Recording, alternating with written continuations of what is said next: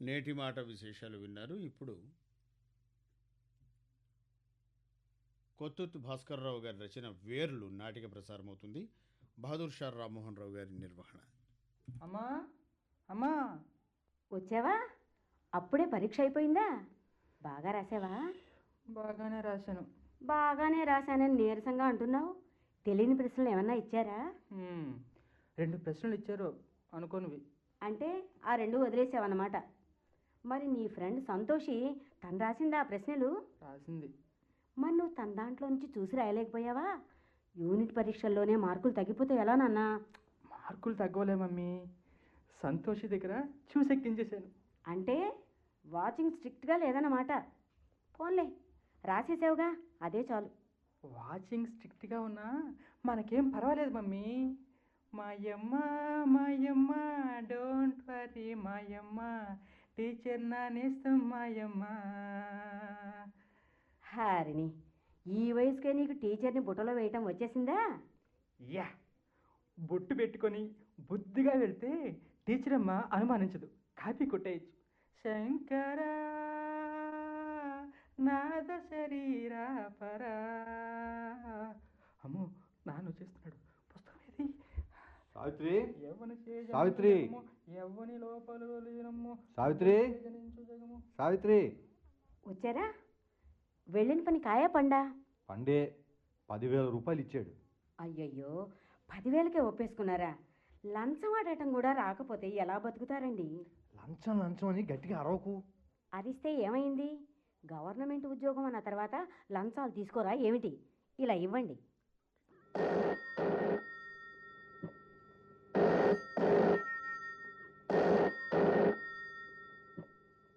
రాజు, అలా బొమ్మలా కూర్చుంటేనే ఆ ఫోన్ ఆన్సర్ చేయి. హలో, ఎవరు? ప్రసాద్ అంకులా? నమస్తే అంకుల్. నేను లేనని చెప్పరా.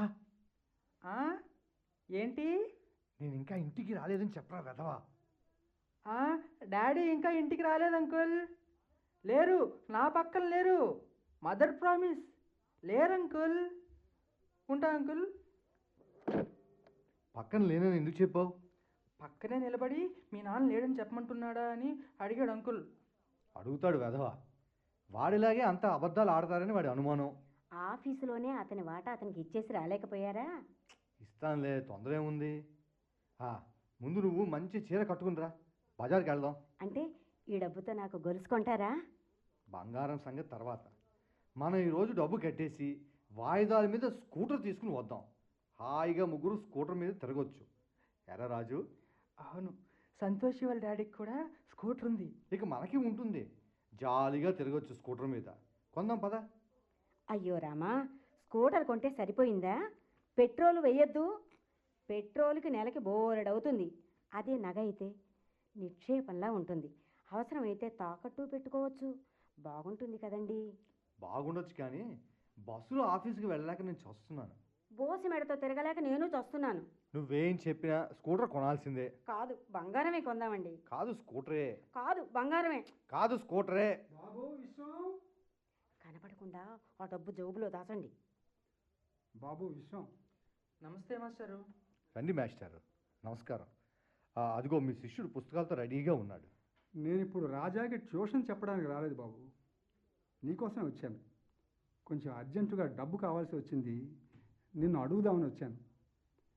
నా దగ్గర చదువుకున్నవాడు కదా, కాదనమనే నమ్మకంతో వచ్చాను. డబ్బు కావాలా?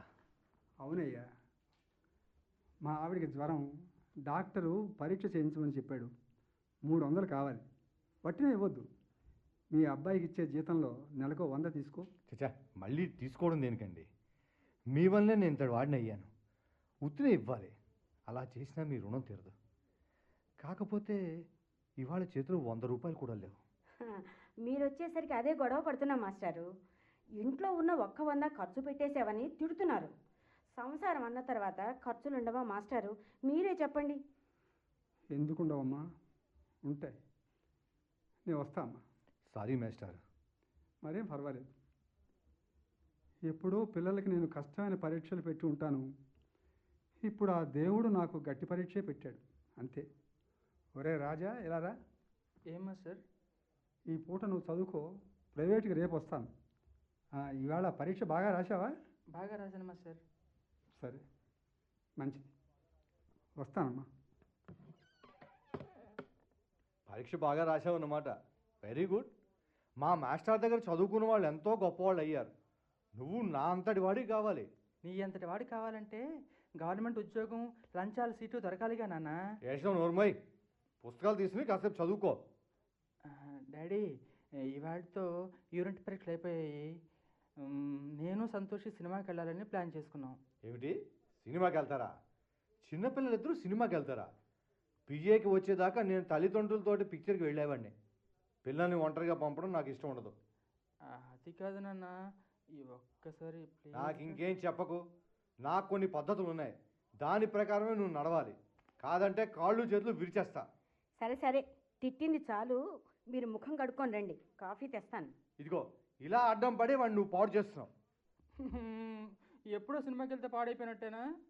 మరో టైం చూసి నాన్నగారికి చెప్పి నేను ఒప్పిస్తాను. కానీ ముందు ఈ చీర తీసుకెళ్ళి సంతోషి వాళ్ళ అమ్మగారికి ఇచ్చేసిరా. 400 అయిందని చెప్పు. అదేంటి మమ్మీ, నువ్వు కొన్నది 300కేగా? నువ్వు చెప్పింది చెయ్యి, ఎదురు ప్రశ్నలు వేయకు. అది కాదు మమ్మీ, 300కే కొని 400 అని చెప్పటం పాపం కాదా? ఓహో, అమ్మా నాన్నకి ఎదురు చెప్పడం కొత్తగా నేర్చుకుంటున్నావా? చెప్పనులే, ఇలా ఇవ్వు. వెరీ గుడ్, వెళ్ళి తొందరగా రా. అరే, అదిగో సంతోషి వస్తుందమ్మా. సంతోషి, మీ ఇంటికే బయలుదేరాను. అవును, నువ్వే ఎదురొచ్చావమ్మా. ఇదిగో, ఈ శారీ మీ మమ్మీకి ఇచ్చేసి 400 అయిందని చెప్పు. అలాగే ఆంటీ. సావిత్రి, సావిత్రి. వస్తున్నా. సంతోషి, నువ్వెవరికి చెప్పనంటే ఒక విషయం చెప్తాను. ఎవరికి చెప్పను. Mother promise. విషయం ఏంటో చెప్పు.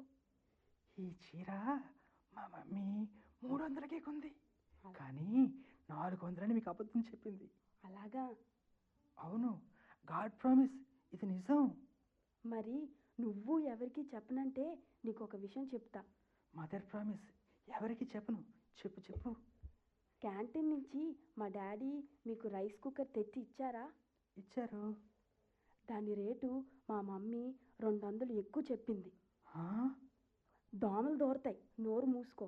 ఇంకా మన సినిమా ప్రోగ్రాం ఏం చేసావు? మా డాడీ వద్దన్నారు. పిల్లలు ఒంటిగా సినిమాకి వెళ్ళకూడదని క్లాస్ పీకారు. అవును, మీ డాడీ అంత తేలిగ్గా ఒప్పేసుకున్నారా? మామూలుగా అయితే ఒప్పుకోరు, కానీ మొన్న మా మమ్మీ ఊరికి వెళ్ళినప్పుడు మా డాడీ మా ఇంట్లో ప్యాకాట్ ప్రోగ్రాం పెట్టారు. ఆ విషయము మమ్మీకి చెప్పొద్దన్నారు. 5 రూపాయలు ఇచ్చి సినిమాకి వెళ్ళమన్నారు. మరి ఆ 2 నోట్ ఎక్కడిది? ప్యాకాట్ ఆడుతూ ఆ రోజు వాళ్ళేవో మందు సీసాలు తాగారు. ఆ ఖాళీ సీసాలు పాత పేపర్ వాడికి అమ్మితే ఈ 5 రూపాయలు ఇచ్చాడు. Very good. అలా అయితే మా ఇంట్లోనూ బోలెడు పాత పేపర్లు ఉన్నాయి. అవి అమ్మి నేను 10 రూపాయలు సంపాదిస్తాను. మరి సినిమాకి? చెప్పకుండా వెళ్ళొచ్చేద్దాం. ఎవరికి చెప్పొద్దు. ప్రామిస్? Mother promise. అయితే పద, ముందు కాగితాలు రెడీ చేద్దాం.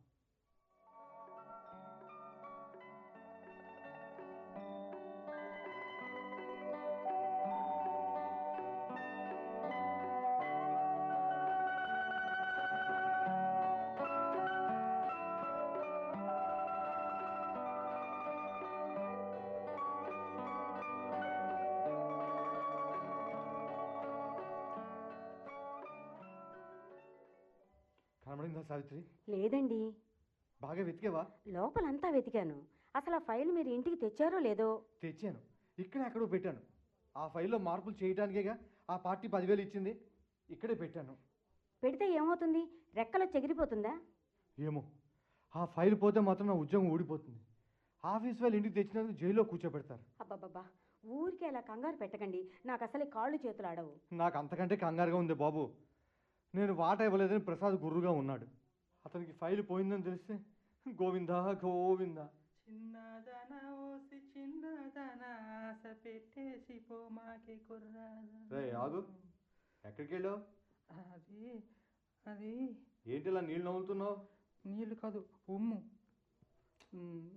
నేను సంతోషి ఆడుకుందుకు వెళ్ళాం. ఆటలకి వేళా పాడలేదా? వెళ్ళు, కాళ్ళు కడుక్కుని వచ్చి పుస్తకాలు తీ. అలాగే. ఆగు, ఇలా రా. ఆ జేబులో ఏంటి ఎత్తుగా ఉంది? అబ్బే ఏం లేదు, ఇలారా, రే, నీకే చెప్పేది ఏమిటది? Biscuit packet. బిస్కెట్ ప్యాకెటా? ఎక్కడిది? సంతోషి ఇచ్చింది. ఇదేమిటి సినిమా టికెట్స్ ఉన్నాయేంటి? అవునన్నా, సినిమా టికెట్స్ ఎక్కడివి? వెధవా, నీ జేబులో టికెట్స్ గురించి నన్ను అడుగుతావా? నిజం డాడీ, ఆ టికెట్స్ నా జేబులోకి ఎలా వచ్చాయో నాకు తెలీదు. వెనకటికి నీలాంటి వాడే నా లాగులో ఎవడో ఒంటేలు పోసాడని అరిచాడట. అలా ఉంది. నీకు తెలియకుండా ఇవన్నీ నీ జేబులోకి ఎలా వచ్చాయి? అయ్యయ్యో, ఇవి ఇవాల్టి టికెట్లేనండి. ఆరి వెధవా, చెప్పకుండా ఇలా సినిమాకి వెళ్తావా? ఇలా అయితే నువ్వేం బాగుపడతావు? పైగా అబద్ధాలు ఒకటి. అసలు నీకు సినిమాకి వెళ్ళిన డబ్బులు ఎలా వచ్చాయి? నాన్నగారు జేబులోంచి కొట్టేశావా? దొంగతనాలు కూడా మొదలు పెట్టావా? నేనేం దొంగతనం చేయలేదు. నాకు రోడ్డు మీద 10 రూపాయలు దొరికితే సినిమాకి వెళ్ళమని నీకు సరిగ్గా 10 రూపాయలు దొరికాయా? ఎందుకురా అబద్ధాలు? ఏమైంది విశ్వం? ఇంట్లో చెప్పకుండా సినిమాకి వెళ్ళాడు మాస్టారు. డబ్బులు ఎక్కడనంటే అబద్ధాలు ఆడుతున్నాడు. అవునరా రాజు? అలా మెల్లిగా అడిగితే చెప్తాడా? ఈ బెల్ట్తో వీడి తాట ఒలిస్తే నిజం చెప్తాడు. నాన్న నాన్న కొట్టకు నాన్న, నేను దొంగతనం చేయలేదు. డబ్బులు దొరికి అదిగో మళ్ళీ అబద్ధాలు. మళ్ళీ అబద్ధం ఆడేమంటే నేను చంపేస్తాను. నువ్వు ఉండు విశ్వం, నేను కనుక్కుంటాను. రాజు, అబద్ధం ఆడకుండా నా ముఖం చూసి నిజం చెప్పు. సినిమాకి వెళ్ళావా? వెళ్ళాను మాస్టారు. డబ్బులు ఎక్కడివి? దొంగతనం చేశావా? నువ్వు ఉండు సావిత్రి, చెప్పరా రాజు, డబ్బు ఎక్కడిది? ఇంట్లో పాత పేపర్లు అమ్మేశాను, 15 రూపాయలు వచ్చాయి. ఈ వాడ పాత పేపర్లు అమ్మేశాడు, రేపు నన్ను అమ్మేస్తాడు. అమ్మేసిన పాత పేపర్లో నా ఫైల్ కానీ ఉందేంటరా? తెలీదు. అలమారులో కాగితాలన్నీ అమ్మేశాను. అది కదవా, అందులో ఆఫీస్ కాగితాలు ఉన్నాయి, అవి అమ్మేసావా? అవి ఆఫీస్ కాగితాలని నాకు తెలీదు, అన్నీ అమ్మేశాను. ఎంత పని చేసావురా? నీ వల్ల నా ఉద్యోగం కూడా పోతుందిరా. ఆరి దేవుడు, ఎంత పని చేశావురా? మీ నాన్నగారి ఉద్యోగం పోతే అంతా అడుక్కు తినాలిరా, పాపిష్టి వెధవా. నిన్ను నిన్ను అమ్మా అమ్మా ఇలారా, సావిత్రి, ఇలారా. వాడిని కొట్టద్దు. కొట్టడం కాదు మాస్టారు, వాడిని చంపేయాలి. ఆగు, తొందర పడకు, నా మాట విను విశ్వం, కొంచెం ఆగు. ఒరే రాజు, నువ్వు వెళ్ళారా? నువ్వు లోపలికి. మాస్టారు ఆగండి, ఆ ఫైల్ ఎక్కడ అమ్మేసాడో కనుక్కోండి. అది పోతే నాకు జైలే. అసలు అలాంటి ఫైల్ నువ్వు ఎందుకు తేవాలి ఇంటికి? బుద్ధి గడ్డి తిని తెచ్చాను. రాత్రికి రాత్రే ఫైల్లో విషయం మార్చాలని తెచ్చాను. విశ్వం, నువ్వు నా స్టూడెంట్వి, కొడుకు లాంటి వాడే గనక నిన్ను ప్రశ్న అడగనా? అడగండి మాస్టారు. నీ కొడుకు పాత కాగితాల దొంగతనానికి నీ ఆఫీస్ ఫైల్ దొంగతనానికి తేడా ఏమిటో చెప్పు. లేదు, తేడా ఏం లేదు. నేను చేసింది తప్పే, అందుకే దేవుడు నాకు ఈ శిక్ష విధించాడు. ఆ ఫైల్తో పాటు నా ఉద్యోగం కూడా ఊడిపోతుంది. ఇదిగో విశ్వం, నా చేతి సంచిలో ఉన్న ఈ ఫైలు ఇది నీదేనేమో చూడు. ఇదే ఇదే నా ఉద్యోగం నిలబడింది, నా ఉద్యోగం నిలబడిపోయింది. అవును, ఇది మీ చేతికి ఎలా వచ్చింది? వీధి చివర కిరాణా షాప్ వాడు నా స్టూడెంటే. రాజు పాత కాగితాలతో పాటు ఈ ఫైల్ కూడా ఇచ్చాడని తీసుకొచ్చి నాకు ఇచ్చాడు. బతికించారు మాస్టారు, మా ఇల్లు నిలబెట్టారు. అవును, చిన్నప్పుడు చదువు చెప్పారు, ఇవాళ బతుకు నిలబెట్టారు. మా వెధవ ఇంతకు తెగిస్తాడు అనుకోలేదు. వాడిని తిట్టక విశ్వం, తిట్టాల్సి వస్తే నిన్నే తిట్టాలి. మాస్టారు, అవునయ్యా, నీ కొడుకు నీ ముందు అబద్ధాలు ఆడకూడదు అని ఆశించే నువ్వు రోజు వాడి ముందు ఎన్ని అబద్ధాలు ఆడుతున్నావో ఒక్కసారి ఆలోచించు. నేను అబద్ధాలు ఆడానా? ఇందాక నోట్లు కట్ట దాచేసి 100 రూపాయలు కూడా లేవని అబద్ధం చెప్పలేదు. నాకు డబ్బు ఇవ్వనందుకు నేను బాధపడలేదు, కానీ బాబు కళ్ళ ముందు అలా అబద్ధం చెప్పారని బాధపడ్డానంతే. నన్ను క్షమించండి మాస్టారు. క్షమించలేనయ్యా, కుర్రాళ్ళని పాడు చేసే తల్లిదండ్రుల్ని నేను క్షమించలేను. పిల్లల ముందు 100 అబద్ధాలు ఆడి పెద్దవాళ్ళే పిల్లల్ని పాడు చేస్తున్నారు, ఆ తర్వాత వాళ్ళు చెడిపోయారని దండిస్తున్నారు. మాస్టారు, అవునయ్యా, రామకృష్ణ పరమహంస దగ్గరికి ఓనాడు ఓ తల్లి తన కొడుకుని తీసుకువెళ్ళి, స్వామి, నా కొడుకు బెల్లం ఎక్కువ తింటున్నాడు, మందలించండి అని కోరిందిట. పరమహంస దీర్ఘాలోచన చేసి వారం తర్వాత రమ్మన్నట్ట. వారం తర్వాత కొడుకుని తీసుకుని మళ్ళా ఆ తల్లి వెళ్ళింది. స్వామి ఆ బిడ్డని కూర్చోబెట్టి, నాయన, బెల్లం తింటే కడుపు చెడిపోతుంది, తినకు అని చెప్పాడట. అది విన్న తల్లి, ఈ మాట చెప్పడానికి వారం కావాలా స్వామి, ఆ రోజే చెప్పొచ్చు కదా అందిట. అప్పుడు రామకృష్ణ పరమహంస, అమ్మా, నాకు బెల్లం తినే అలవాటు ఉంది, అది మానకుండా నీ బిడ్డకు తప్పని ఎలా చెప్పగలను అని అడిగారట. ఆ విధంగా చెప్పే అర్హత తల్లిదండ్రులకు ఉండాలి కదా. నిజమే మాస్టర్. పక్క కుర్రాడి దాంట్లో కాఫీ కొట్టనందుకు ఓ రోజు సావిత్రి అంటే ఎవరు మీ భార్య సావిత్రి కుర్రాడిని మందలిస్తుంటే విన్నాను. మీ కుర్రాడు మీ దగ్గరే నిజం చెప్పాలని, అందరి దగ్గర అబద్ధం చెప్పైనా నెగ్గుకు రావాలని భావించడం సరైన పనేనా? చూడమ్మా సావిత్రి, మాస్టర్ నీ భర్త నీ దగ్గర నీతిగా ఉంటే చాలు, లోకం దగ్గర అవినీతిగా ఉన్నా పర్వాలేదని అనుకోవడం అది కూడా సరైన పద్ధత? మా తప్పులు మేము తెలుసుకున్నాం మాస్టారు, మమ్మల్ని క్షమించండి. రోజుకో 100 అబద్ధాలు ఆడి నేనే నా బిడ్డను పాడు చేస్తున్నాను. మమ్మల్ని మనసారా క్షమించండి మాస్టారు. మీరే కాదమ్మా, చాలామంది తల్లిదండ్రులు చేస్తున్న తప్పే ఇది. గురివింద గింజల్లా తమ తప్పు తెలుసుకోకుండా పిల్లలు హరిశ్చంద్రులు అయిపోవాలని ఆశిస్తున్నారు. మొక్క నిటారుగా ఎదగాలంటే వేళ్లలో బలం ఉండాలి. మీ బిడ్డకి ముందు మీరు ఆదర్శం కండి. మీ బిడ్డ సమాజానికి ఆదర్శుడవుతాడు. ఒరే రాజు, ఇలా రా.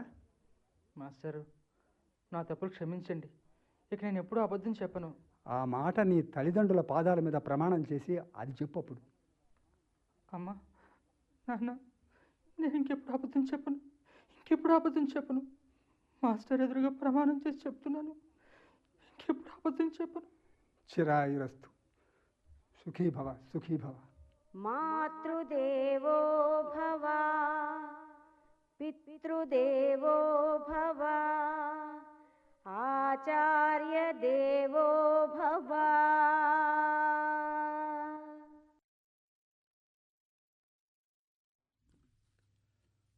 శ్రీ కొత్తూరు భాస్కర్రావు గారి రచన వేర్లు నాటిక విన్నారు. బహదూర్